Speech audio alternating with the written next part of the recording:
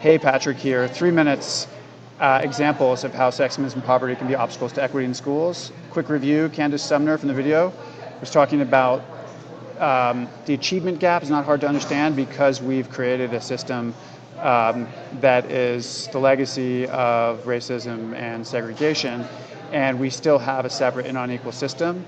And as her students pointed out, schools are desegregated in 1954. Why are there no white kids here? Well, schools are more segregated than ever, and that has racial and economic consequences. School funding should not be determined by property taxes or complex formulas that end in rich kids getting more funding than poor kids, like we have today.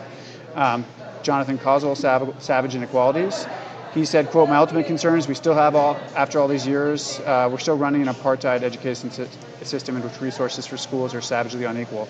I love how he compares the US to South Africa, which the apartheid system, as you know, was to separate black and white people and to oppress and extract wealth and status for white people at the expense of black people. We basically have a holdover of that system here in which where you're born and what color you are and what zip code is a very, very strong statistical determinant of your schooling and your outcome.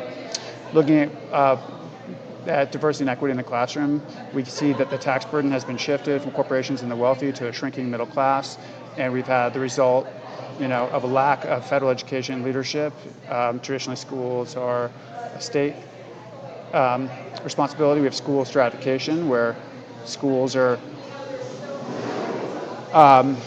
ranked essentially by income, and so upper income schools perform just so much better. Lower expectations from teachers and also school program overreach. I can say as a teacher for 14 years in schools that are predominantly low-income kids of color that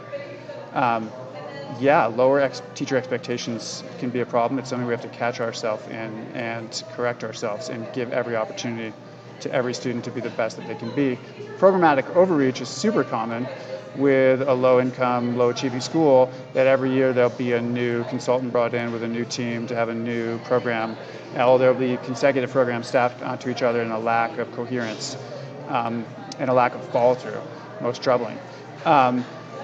We're still looking at sexism being a big problem for women, only making 80 cents. I think it was less than 80 cents, actually, most recently, on the dollar for a male.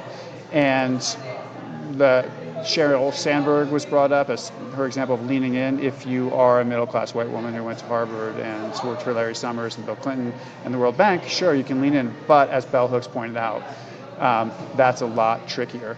And so Title IX is one of the solutions, and that is, forbidding discrimination from federal aid to programs, and that's led to most notably a rise in success for women in athletics,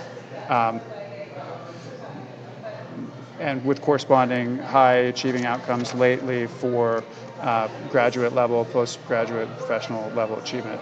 Still much to be done.